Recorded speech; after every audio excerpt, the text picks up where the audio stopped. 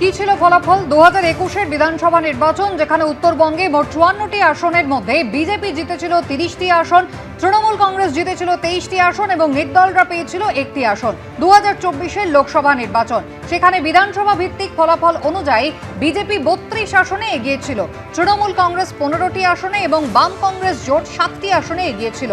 আর এবার 2026-এ গেরুয়া থাবায় কার্যত মিলিয়ে গেল উত্তরবঙ্গে তৃণমূল কংগ্রেস।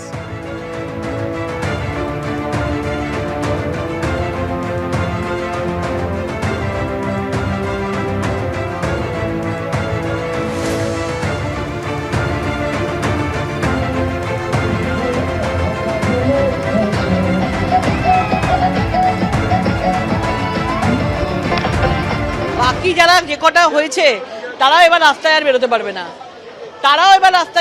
না, আপনারা দেখবেন মুখ দেখাতে পারবে না এবং আমাদের কিছু করতে হবে না, পাবলিক ওদেরকে রাস্তায় বেরোতে দেবে না। মানে যেভাবে নিশ্চিহ্ন হয়েছে, যে হাওয়া নিয়ে এসেছিল সুনামি নিয়ে, সেই সুনামি নিয়ে তারা একদম নিঃশেষ হয়ে গেছে। ক্যাম্পেইনের সময় ওটা ভাবিনি, আমরা ক্যাম্পেইনে যা দেখেছি, যা আমরা তো মানুষের চোখের দিকে তাকিয়ে বক্তৃতা করি, সেখানেও আমরা বুঝিনি কখনো যে এই জিনিসটা হতে পারে। মানুষের মনের মধ্যে পালস তো আছেই, সে তো নিশ্চয়ই হয়েছে যখন সেটা স্বীকার করে নিতেই হবে। এর সঙ্গে আর কি ব্যাপার আছে সেগুলোকেও আমাদের ভালোভাবে বিচার বিশ্লেষণ করতে হবে, যে কোথায় ত্রুটিটা, কোথায় কি জন্য হারলাম।